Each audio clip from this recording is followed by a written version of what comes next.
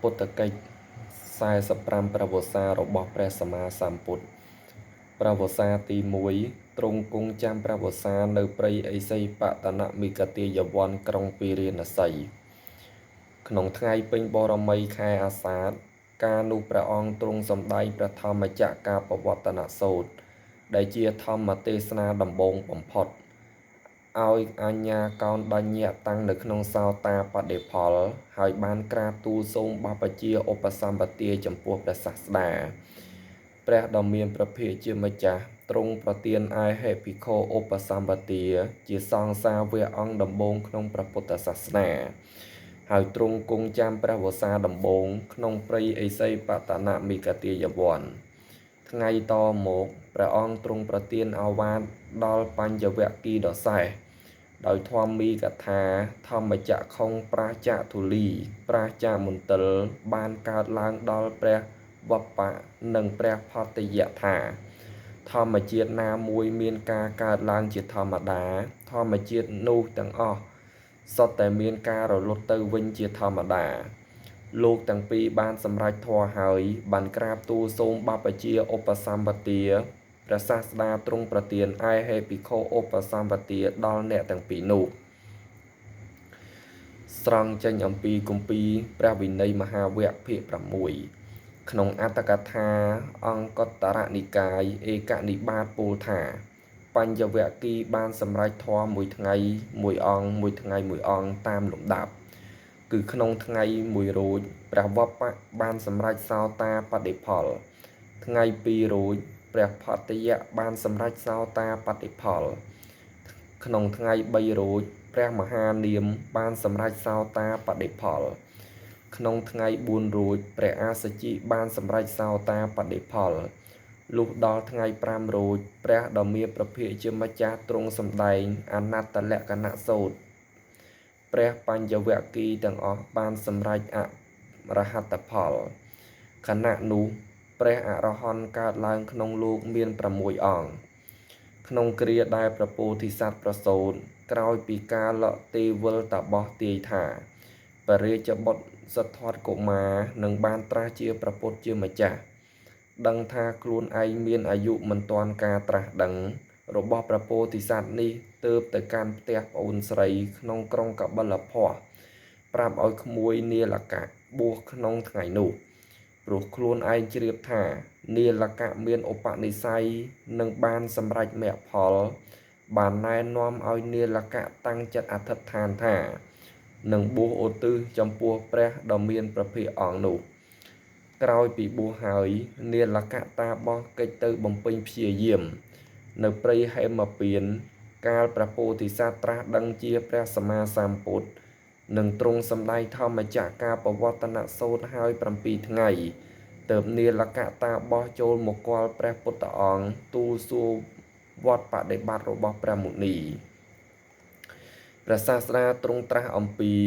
មោនយបដិបត្តិគឺគោលបដិបត្តិរបស់មុនី3ប្រការ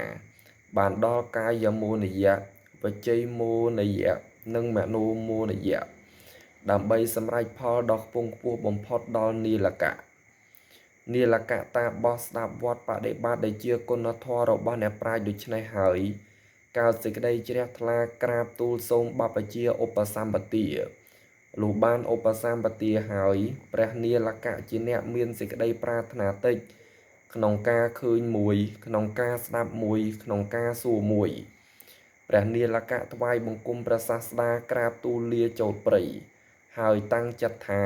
នឹងមិនត្រឡប់មកគាល់ព្រះសាស្តាដើម្បីស្ដាប់ធម៌និងសួរមោនយបដិបទាទៀតដោយបំណងឆ្ពោះមុខទៅបដិបត្តិតែម្យ៉ាងចូលទៅកាន់ជើងភ្នំស្នាក់នៅក្នុងស្រុកមួយលោកស្នាក់នៅមួយកន្លែងមួយថ្ងៃអង្គុយបំពេញព្យាយាមក្បែរគល់ឈើមួយត្រឹមតែមួយថ្ងៃចូលទៅបិណ្ឌបាតក្នុងភូមិមួយម្ដងមិនដដែលលោកត្រាច់អំពីព្រៃមួយទៅកាន់ព្រៃមួយអំពីដើមឈើមួយទៅកាន់ដើមឈើមួយអំពីស្រុកមួយទៅកាន់ស្រុកមួយបំពេញមោនយបដិបទាយ៉ាងឧក្រិដ្ឋមិនយូរប៉ុន្មានក៏បានសម្រេចព្រះអរហត្តផល វេលាតមកព្រះនីលកៈដឹងថានឹងមានជីវិតតទៅទៀតត្រឹម7 ខែមុននឹងបរិនិព្វានលោកជំរះកាយដណ្ដប់សង្ឃាដី2 ជាន់បែរមុខទៅរកទិសដែលព្រះដ៏មានព្រះភិក្ខគង់នៅថ្វាយបង្គំដោយបញ្ចង្គៈបរិស្ថានផ្គងអញ្ជលីឈរផ្អែកនឹងថ្មភ្នំហឹងកុលិកៈបរិនិព្វានក្នុងទីនោះដោយអនុបាទិសេសនិព្វានព្រះសាស្តាស្ដេចនិមន្តយាងទៅធ្វើជាបណកិច្ចនិងឲ្យរើសអធិធិធតម្កល់ទុកក្នុងប្រចែកដីក្នុងភ្នំនោះឯងសម័យនោះយសកលបុត្រជាបុត្ររបស់សេដ្ឋីក្នុងក្រុងពារាណសីកាលសេចក្តីនឿយណាយក្នុងការគ្រប់គ្រងផ្ទះចូលទៅគាល់ព្រះសម្ពុទ្ធត្រង់ព្រៃឥសីបតនមិគទាយវ័នព្រះដ៏មានព្រះភិក្ខទ្រង់សម្ដែងអនុពពីកថាគឺទានកថាពូលអំពីទានសីលកថាពូលអំពីសិលសក្យកថាពូលអំពីស្ថានសួគ៌អទីនវកថាពូលអំពីទោសរបស់កាមទាំងឡាយនេខមានិសង្កថាពូលអំពីអានិសង្ឃនៃការចាក់ចេញចាកកាមហើយទ្រង់សម្ដែងអរិយសច្ចៈ4គឺទុក្ខហេតុឲ្យកើតទុក្ខសេចក្តីរំលត់ទុក្ខនិងផ្លូវរំលត់ទុក្ខបានដល់អថង្គិកមគ្គមានអង្គ8យសកលបុត្របានត្រាស់ដឹងធម៌ជាសោតាបានក្នុងទីនោះឯងសេដ្ឋីជាបិតាចេញតាមរកយសកលបុត្របានជួបព្រះដ៏មានព្រះភិក្ខថ្វាយបង្គំហើយព្រះអង្គទ្រង់សម្ដែងអនុពពីកថានិងសម្ដែងធម្មទេសនាគឺអរិយសច្ចៈ4សេដ្ឋីបានត្រាស់ដឹងធម៌ទូលសូមថ្វាយខ្លួនជាឧបាសកដល់ព្រះរតនត្រ័យជាសរណៈស្មើដោយជីវិត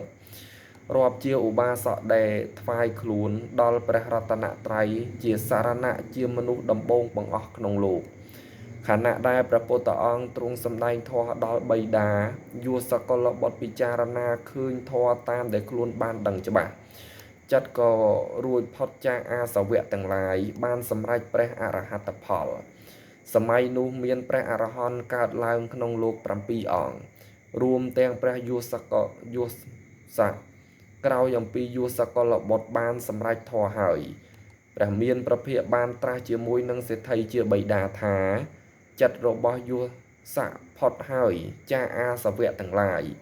យសកលបុត្រមិនគួរនឹងត្រឡប់ទៅជាក្រហមបរិភោគកាមទៀតទេសេដ្ឋីក្រាបទូលថាជាលៀបរបស់យសកលបុត្របានល្អហើយព្រះអង្គសូមព្រះមានព្រះភិក្ខមានយសកលបុត្រជាបច្ឆាសមណៈប្រោសទ្រង់ទទួលផាត់តាហាររបស់ខ្ញុំព្រះអង្គដើម្បីសោយក្នុងថ្ងៃស្អែកចុះព្រះអង្គ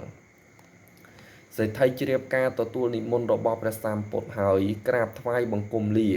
ធ្វើប្រតិសិនហើយត្រឡប់ទៅការសេដ្ឋីជាបិតាត្រឡប់ទៅមិនយូរប៉ុន្មានយសកលបុត្របានទូលសូមបព្វជិឧបសម្បានព្រះអង្គប្រទានអេហេភិក្ខុឧបសម្បទាដល់យសកលបុត្រលុះព្រឹកឡើងព្រះមានព្រះភិក្ខមានយសកលមានព្រះយសជាបច្ឆាសមណៈយាងទៅកាន់និវេសរបស់សេដ្ឋីជាបិតាមេដានិងអតីតភរិយារបស់ព្រះយសនាំគ្នាមកគាល់ព្រះពុទ្ធអង្គត្រាស់អនុពពីកថានិងទ្រង់សម្ដែងអរិយសច្ចៈ4ទាំងពីរនាក់បានត្រាស់ដឹងធម៌បានសម្រេចហើយក្រាបទូលថាខ្ញុំម្ចាស់ទាំងពីរនាក់សូមដល់ព្រះដ៏មានព្រះភិក្ខផងព្រះធម៌ផងនិងព្រះភិក្ខុសង្ឃផងជាសរណៈស្មើដោយជីវិតសូមព្រះអង្គទ្រង់ចាំនៅខ្ញុំម្ចាស់ទាំងពីរថាជាឧបាសកចាប់ដើមតាំងពីថ្ងៃនេះតទៅមេដានិងអតីតភរិយារបស់ព្រះយសបានជាឧបាសិកាអ្នកពូលដល់ព្រះរតនត្រ័យជាគ្រាដំបូងក្នុងលោកបឋមតិសរណៈកមនៈឧបាសិកាក្រោយអំពីនោះព្រះយសបាននាំសម្លាញ់ជាក្រហមចំនួន54នាក់ចូលទៅគាល់ព្រះពុទ្ធអង្គទ្រង់សម្ដែងអនុពពីកថានិងអរិយសច្ចៈ4ទាំងអស់គ្នាបានសម្រេចធម៌ក្រាបទូលសូមបព្វជិឧបសម្បានព្រះពុទ្ធអង្គទ្រង់ប្រទានឯហេភិក្ខុឧបសម្បទាដល់សម្លាញ់ទាំងនោះ ហើយបានត្រាស់ដឹងជាព្រះអរហន្តគ្រប់អង្គក្នុងសម័យនោះមានព្រះអរហន្តកើតឡើងក្នុងលោក61អង្គក្រោយអំពីចេញព្រះវស្សាទី1ហើយ